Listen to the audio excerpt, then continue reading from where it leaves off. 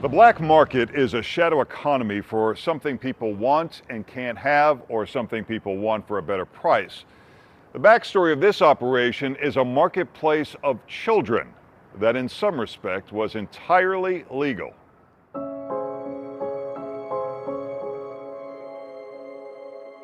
To fulfill their dreams of parenthood, people turn to this woman.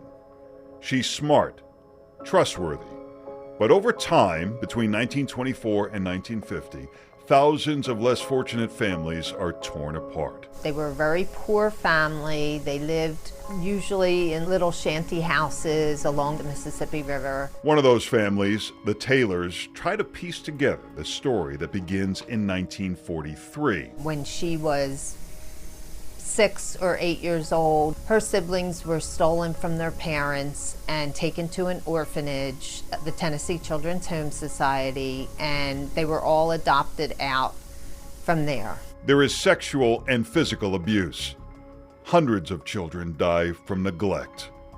Her name is Georgia Tann, and she coerces, threatens, and tricks parents into giving up their children. 5,000 children gone.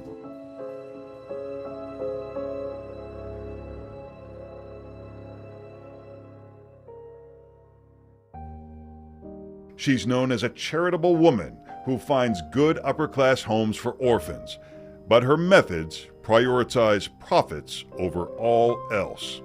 And it's legal. At the time, a Tennessee law prevents the selling of children, but other states had no such laws on the books. So Georgia Tann turns to out-of-state adoptions. She would charge more than $700 for each child, creating a lucrative adoption empire. She operates the Tennessee Children's Home Society, which eventually loses its state license. Unable to keep up with demand, Tann uses a variety of methods to obtain children. She preys on the most vulnerable, taking newborns from mental institution patients, unwed mothers, and impoverished parents. The welfare agency followed my mother's family for about a year before they were stolen. Peggy Konitzer and her sister Virginia Williamson talk about how their mother Norma Sue and twin sister Betty and other siblings were stolen. You know, I kind of knew that she was upset, angry, and held on to that anger all her life. Virginia and Peggy's biological grandmother, Jessie Taylor, seeks assistance when her alcoholic husband becomes more and more unstable. At one point he beat her up and she had some broken bones. She went to the hospital. How does Georgia Tann get away with it? She has connections within local government agencies.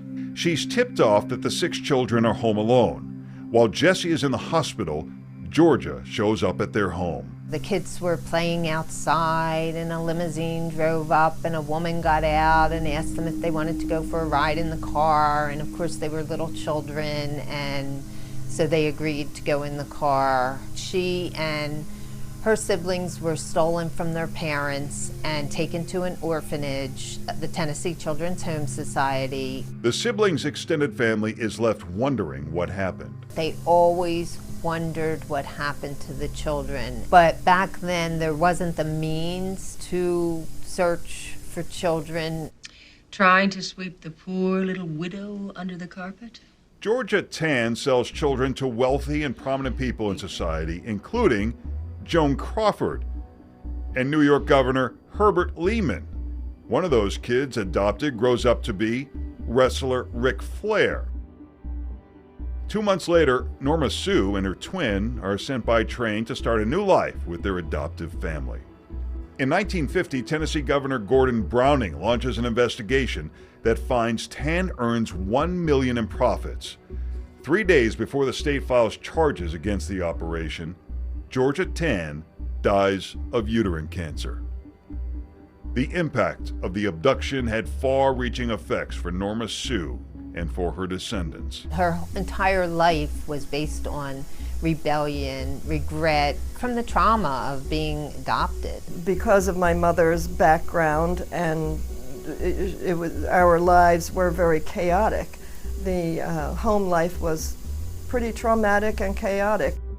Years later, after her mother dies, Peggy's book club sparks a journey that would help her reconnect with the family she lost. That book, Before We Were Yours, by Lisa Wingate. It just started me on a journey to find my mother's siblings and family. Through the web and social media, they find each other and healing. I think my mother would be very happy about it because my mother always wanted to find her family again.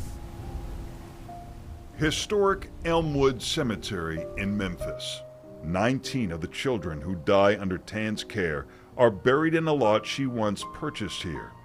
The exact number of deceased is unknown, but believed to be about 500. In 2015, money is raised to erect this monument in memory of the 19 children who rest here and the hundreds who died under the cold, hard hand of the Tennessee Children's Home Society. Their final resting place unknown.